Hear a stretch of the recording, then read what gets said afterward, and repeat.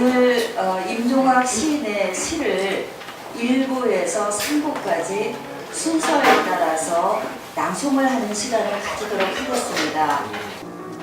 차마 발생하지 못한 46억 년 전의 태양계 저편, 굳게 봉인된 시간의 비밀을 물고 지금껏 중심의 별 하나 갖지 못한 채 화성과 목성 사이를 불황아처럼 떠돌던 운석들이 신의 사다들처럼 몰려온다. 한낮 눈먼 탐사객들이 일확천금을 노리며 단체 관광버스로 몰려와 멈춰버린 시간의 잔해들을 사냥 나서는 이상한 행사. 비로소 저만의 궤도에 안착한 우연들이 흠없는 최초의 온영과 애지를 떠안은 채 그만 다급히 콩밭으로 숨어들거나 개울물로 뛰어든다. 마침내 완강한 사랑의 중력에 붙들린 채 더 낡거나 늙기 전에 위험을 불러 모으는 전체들이 제 그림자를 감춘 채 가만 피어나는 밤의 안압지. 중력 잃은 직립의 풍경들이 마치 놀란 개구리들처럼, 마치 엄연한 현실처럼 여느 때보다 불빛 환한 밤의 정원. 그새 머리칼을 불어헤친 늙은 소나무와 포도나무들이 제 바닥을 짐작할 수 없는 세월에 멈춰진 채 거꾸로 서 있다. 여전히 무너져 내릴 줄 모르는 왕들의 큰 무덤 같은, 어둠을 끌어안은 채 더욱 웅성거리는 안압지의 밤. 그때까지 불쑥거리던 군중들의 소란을 정지시키며 여태껏 길들일 줄 모르는 힘센 고요가 들어서고 있다. 무엇이든 지우거나 삼키려 드는 큰 입을 등 뒤에 숨긴 어둠이 일생을 두고 감추고 싶은 비밀 같은 밤이 밀려오고 있다. 기교마저 생략한 최소한의 면접과 상상을 가둔 최소한의 구도만이 간신히 허락된 너의 적빈이 세상에 오직 단 하나밖에 없는 라산스카의 목소리.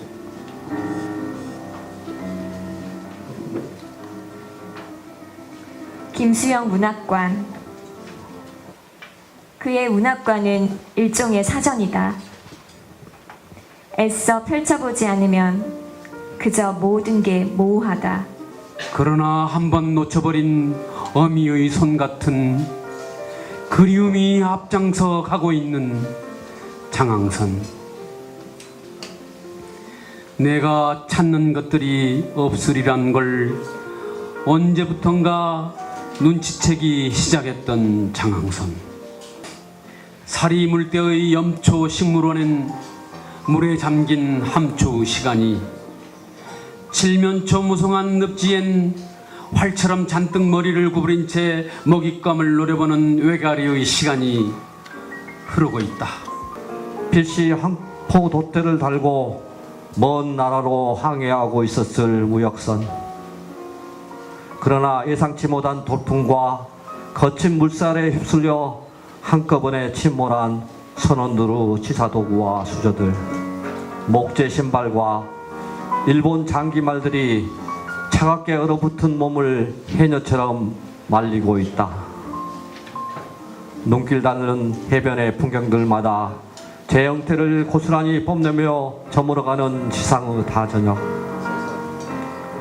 여전히 보이지 않는 수중의 소용거리 속엔 갈 곳 잃은 소유주 목패와 수결들이 또 한 차례 인양을 기다리며 잠들어 있다. 시계처로 바다 밑 민물 썰물이 잠시 흐르기를 중단한 사이 심해 잠수사가 수백 년의 단절을 깨뜨리며 일일이 손으로 더듬어 막 캐낸 싱싱한 문명의 현재가. 광주 비엔날레관 제1 갤러리.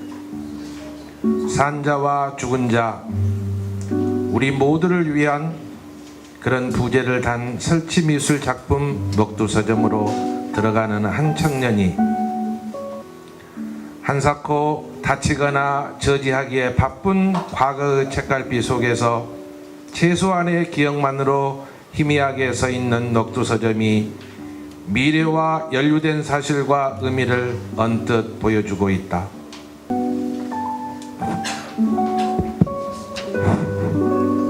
불쑥 나타난 헬리콥터가 창공을 선회하다가 기상청 쪽으로 날아가는 오후 2시. 주인 잃은 애완견처럼 나무 의자 곁을 쭈뼛거리던 비둘기들이 헛개비 같은 관념보다 딱딱한 아스팔트 바닥을 연신 쪼아대고 저만의 지정석에 가만 착석한 악공들이 뚜렷한 이유 없이 서로 갈망하고 아파하는 부드럽거나 사나운 시간의 악기줄을 조율하고 있다. 80년대 굉장히 많은 순환을 당해서 그 서점이 이름을 바꾸고 그랬었거든요. 그러나 정말 그 광주에 있는 녹두서점 이야기를 잠깐 듣고 싶습니다. 네, 저거 아까 우리 최명진 회장이 저 대학 동기고 같이 저 학생 운동을 준비하는 세력으로서 하다가 이제 올파를 맞았는데 녹두서점은 광주 운동권에 그야말로 저는 지적 저수지로 왔습니다. 누구 평가에서 또 거기서 또 동력이 나오고 그랬고 그보다 놀라운 것은 다른 게 아니라 스페인 작가 도라 가르시아가 광주에 대한 많은 자료들을 읽으면서 여기가 핵심이다라고 해서 2016년 광주 비엔날레 때 제가 여기 시에 그대로 써놨습니다. 새로 짠 송판의 간유에 태극기와 실은 꽃다발 몇 개의 귤과 그리고 서점 공간을 그대로 재현해 놨더라고요. 그래서 그대로 제가 이 시에 그대로 여기 한자도 틀린 것이 없고 그러면서 제가 부제를 시간의 행로라고 이렇게 했는데 시간 사실은 과거의 시간이지 않습니까? 그렇지만은 그게 어떻게 지금 현재와 미래하고 연결되는가 그걸 제가 읽어보려고 했던 것입니다. 질문이 좋아서 고맙습니다. 저는 서초고등학교에서 국어 교사로 재직하고 있는 이진희입니다. 어제부터 갑자기 제가 이 기린이 됐다 그래서 지금 좀 혼돈인데요. 제가 드릴 질문은 선생님께서는 계속 시집을 읽어보면 끊임없이 부사어와 그리고 고 있다라고 하는 현재형을 굉장히 고집을 하시는데 그 부분에 대해서 저도 잘 몰랐습니다. 근데 그 앞에 시집이 한사코 뭐 이런 거 기필코 이번에는 간절히 이런 그래서 아마 이런 것들이 저는 그러니까 제가 이번 시집의 운명과 의지 부분에 대해서 생각했는데 굉장히 제가 천주교에서 어릴 때 너무나 심하게 그런 부사들을 많이 쓰지 않는가. 좀 비장하잖아요. 그래서 저도 모르게 그게 들어가야지 안심이 되는 그런 상황이고 아마 그래서 생리적으로 그런데 제가 이번에 운명에 대해서 사유하기 시작하면서 이제 좀 그게 바뀔 수도 있을 것 같습니다. 고맙습니다. 질문이 너무 좋습니다.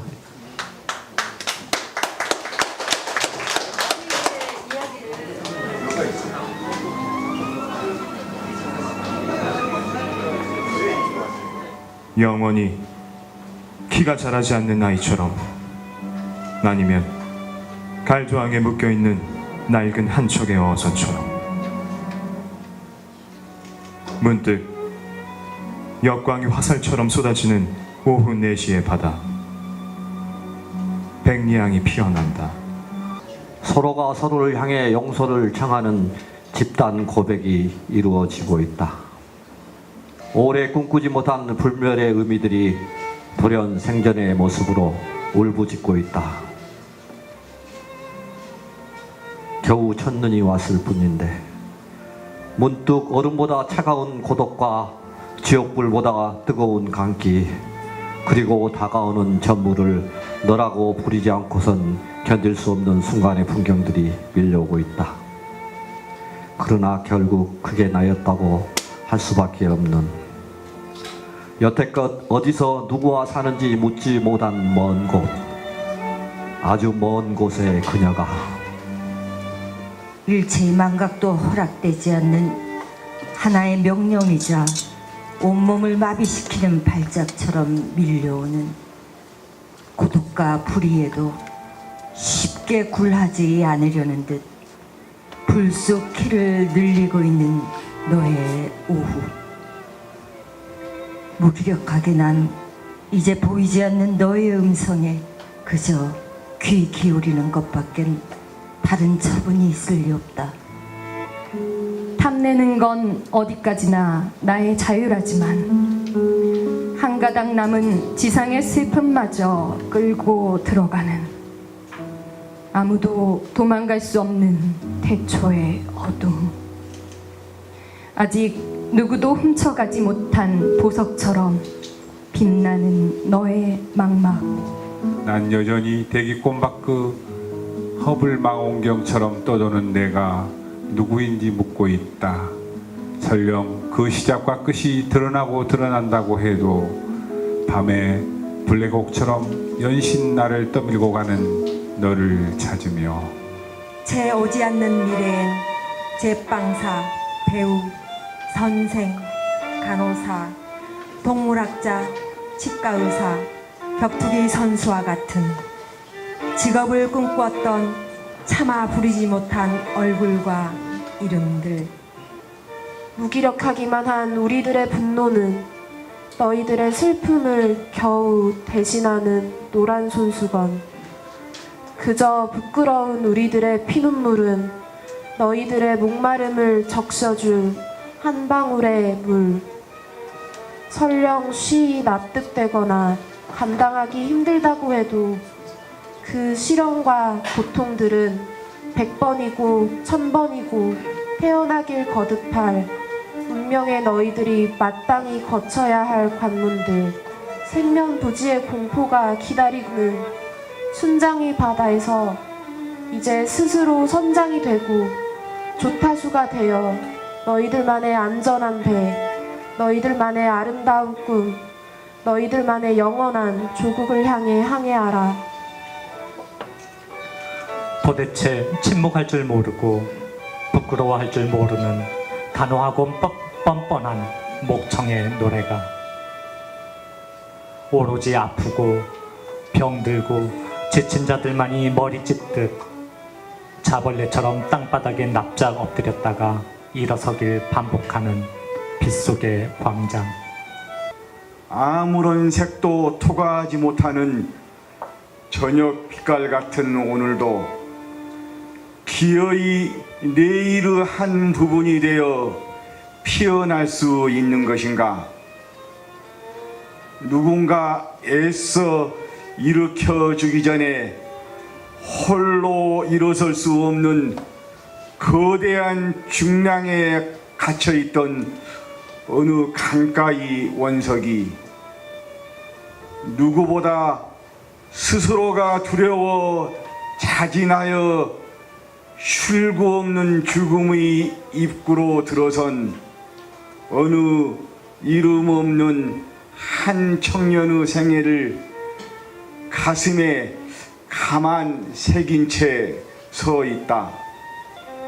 밤별들의 운행을 육진법으로 너끈히 계산하기도 했던 칼데아인들은 아마도 인류 최초로 천상의 별들에게 이름을 붙여주었지만 가축을 몰고 가던 늑대에겐 결코 별자리를 주지 않은 것으로 보아 조금은 옹졸하기도 했던 칼데아인들은 그러나 먼 훗날 저들의 후손인 한 청년이 맑은 흙담볕 아래 광주발 서울행 열차에서 내려 광장 한 구석에서 막 담배 한 대 피울 참이었습니다. 행색 초라한 노인이 담배 2개비만 구걸했습니다. 난 때마침 80 노모의 간곡한 부탁을 듣고 상경한 직후여서 별다른 주저 없이 몇 개비 남지 않은 담뱃갑을 통째로 건네주었습니다. 이제 늙으신 어머니만 홀로 지키는 고향집 대문과 바람찬 세상으로 나가는 길 사이 마른 개골창에 바짝붙어 피어나던, 그러나 무려 50년이 넘도록 더 크고 더 높고 더 예쁜 것들만 헐레벌떡 뒤쫓아 다니다가 정작 눈길 한번 주지 못한 채 가장 먼 길을 돌아오고서야, 그것도 남의 입을 벌려서야 겨우 그 이름만 알아낸 군중이라고, 민중이라고, 사랑이라고, 아니 아무것도 아니라고 하면 또 어떤가. 그새 참았던 욕설이, 분노가, 슬픔이 분수처럼 터져나오고, 그 사이로 새로운 시민들의 합창이 폭죽처럼 밤하늘로 울려 퍼지고, 구멍딸처럼 매달려 있을 때 내가 사랑한 건 너의 전부가 아닌,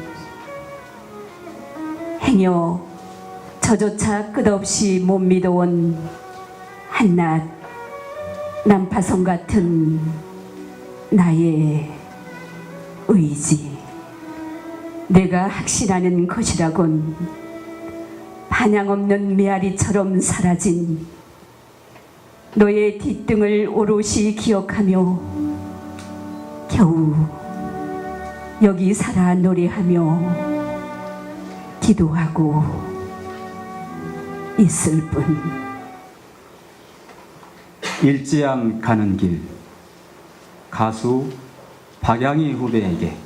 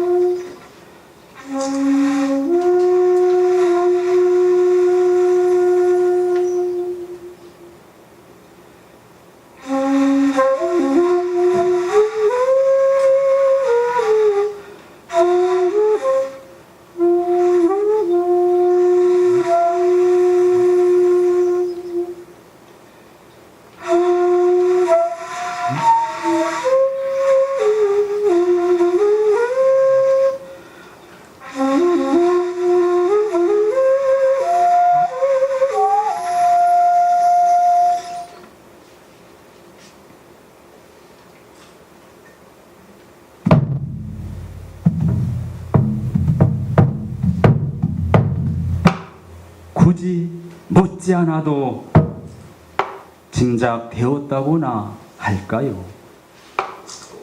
전 그녀에게 그간 어떻게 살아왔느냐고 차마 묻지 못했습니다. 지난 시간에 손목 시계가 째깍거리고 있었습니다.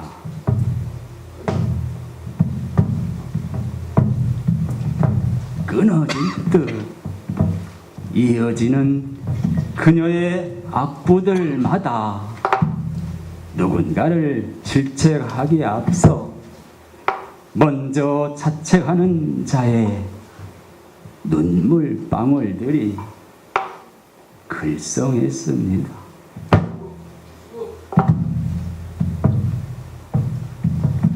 그러나 누군가 그녀를 부를지라면 뙤약볕 아래 웃자란 풀을 뽑거나 공타자 가다가도 달려간다는 그녀의 노래는 기도이고 기도가 곧 노래였습니다. 때놓친 머리대를 뜯거나 잠시 마루벽에 쪼그려 앉아 쉬다가도 풍랑치는 바다든 여름 소낙비 쏟아지는 벌판이든 가리지 않고 뛰어간다는 수행이 곧 노래였습니다.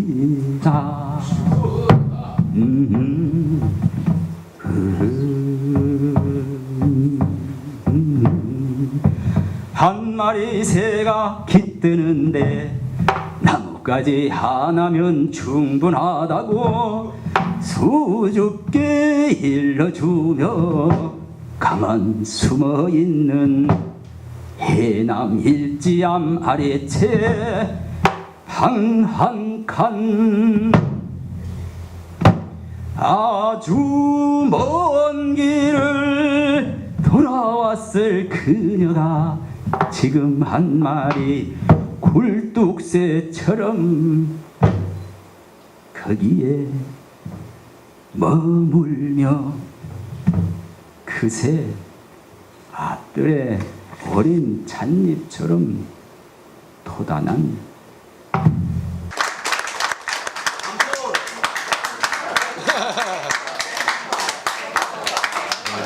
칫솔 해가지고요 앵콜 받은 거는 오늘이 처음입니다.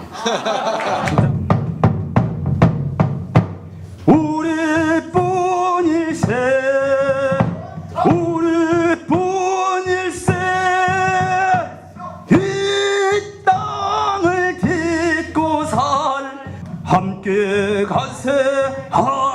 가세 통일의 큰 춤 추며 남녘땅 북녘땅 하나 되는 그날까지 함께 가세 통일의 큰 춤 추며. 김병국 선생님 감사합니다. 여러분 뜨거운 박수로 다시 한번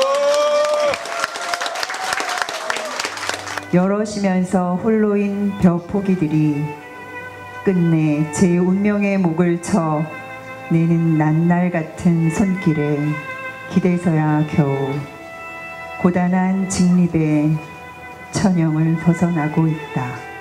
일찍이 꿈꿔본 적 없는 왕자나 공주, 부자이거나 독재자역이 주어지었더라도 척척 해나고 만지. 아무렴 따분하고 짜증나는 진실보다 달콤하고 재밌는 거짓을 더 좋아하는 무대에서 스스로를 속이거나 속아주기도 하면서 점점 감정을 숨기거나 드러내는 데 익숙하지. 그렇듯 우린 단 하루라도 타인의 주목을 받지 않으면 살 수 없어 남다른 분장과 과장된 몸짓을 일삼는 어릿광대. 여전히 화려한 주인공을 꿈꾸지만 점점 밀려나 이유 없이 슬프고 고독한 조연에도 크게 개의치 않는 우리는 필시 박수갈채의 해피엔딩보다 냉혹한 죽음의 시선과 꺼져가는 비극의 조명뿐인 무대 위에서 우린 어제의 예수였다가 오늘은 유다로 변신하는데 아무런 거리낌이 없지. 날마다 새로운 대본을 받고 새로운 역할을 부여받지만 결국엔 틀림없이 하나의 벽, 하나의 무대였을 뿐인 생의 시간 속에서 상황극이나 막강극, 주연 배우나 단역 배우를 가리지 않는 우리 모두는 정작 혼옥 같은 배우 가면을 벗어던지며 맨 얼굴을 보여줄 때 가장 실감 난다는 것을 아는 연기자. 하지만 애써 모른 체 하는 우린 소리내어 울지만 눈은 웃고 있거나 반대로 얼굴은 웃고 있지만 눈에 눈물이 나는 어색한 표정을 관객들에게 자주 들키고 하는 어설픈 거짓의 연기자. 슬프게도 죽어서야 겨우 암전되는 끝없는 연습의 연극 무대 배우이자 관객이자 연출가. 제가 그렇습니다요.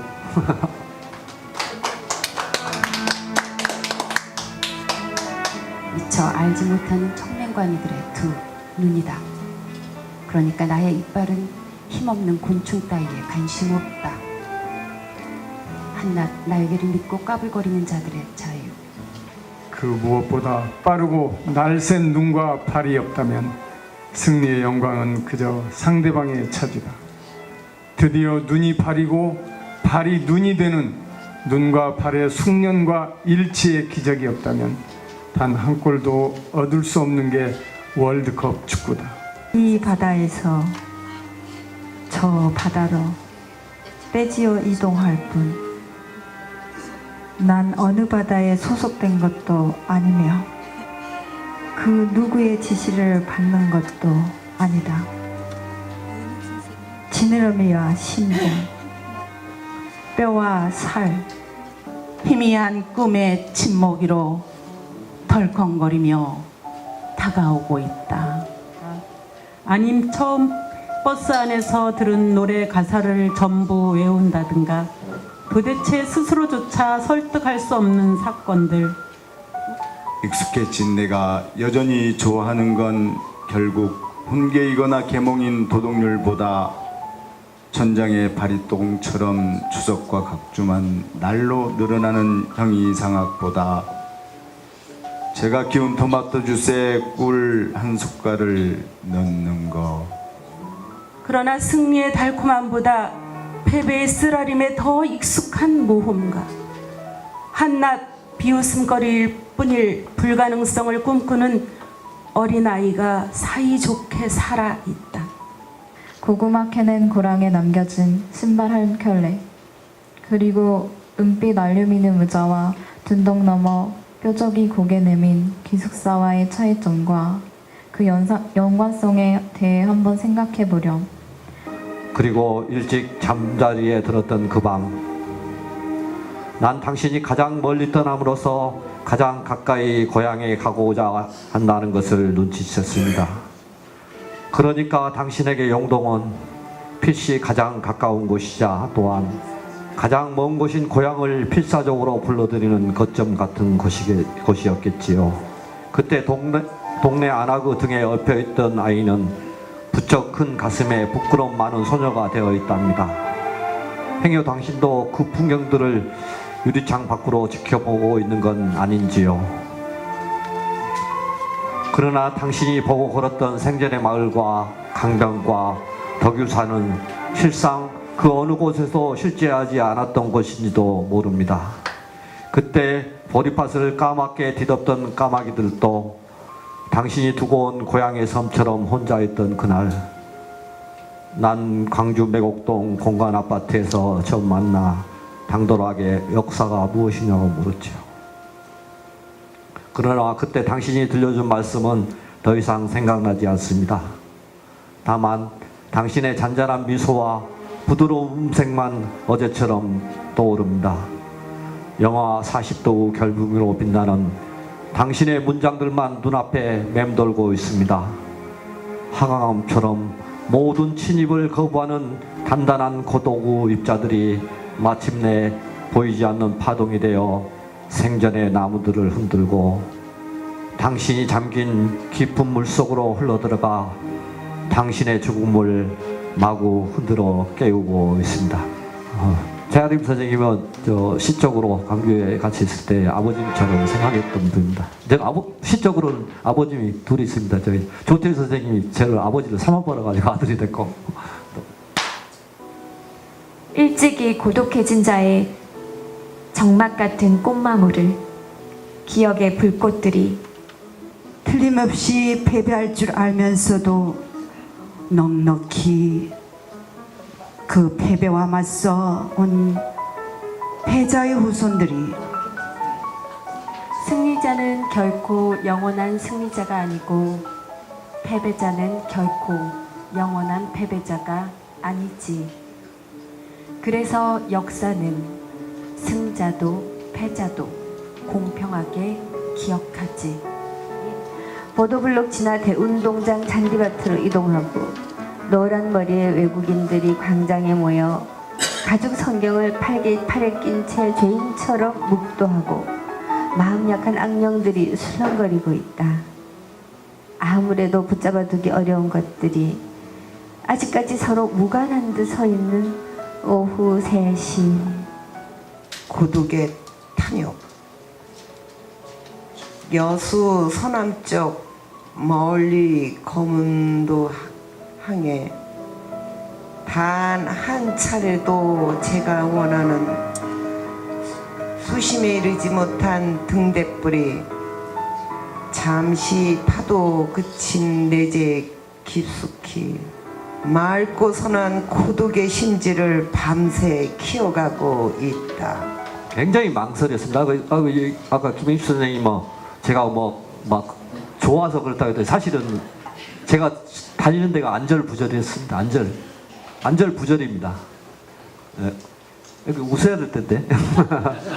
근데 하여튼 제가 이렇게 끝까지 밀어붙였는데 거기에 정말 진짜 고문이었지도 모르고 이 국장님 어쩌셨습니까?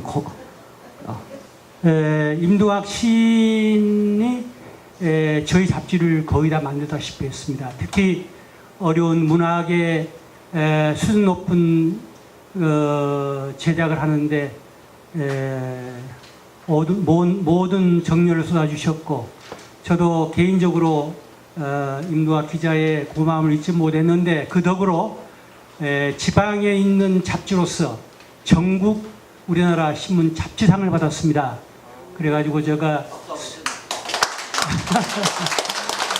그래서 그때 우리가 2만 부를 월간 발행한다고 그러면 지방지로서는 대단한 성공이었습니다. 그래서 저희들이 지금도 기록을 갖고 있는데 그때 우리 임동학 기자가 고군분투해 주셨던 그 정열을 잊지 못하고 있었습니다. 그리고 저는 5.18 때 누구보다도 현장에 있어서 경험했던 사람인데, 제가 외국에 달라스에 가서도 대학에 잠깐 있으면서 가슴에 휴장을 드리고, 지금 광주 국립묘지에 저희 교포들을 상대로 해서 헌금 모으기를 해가지고 제가 그 신문에 게재했던 그런 기억도 있는데, 마침 오늘 이제 5.18 얘기가 나오시고 그래서 감회가 새롭습니다. 그리고 좋은 자리에 계셔서 감사합니다.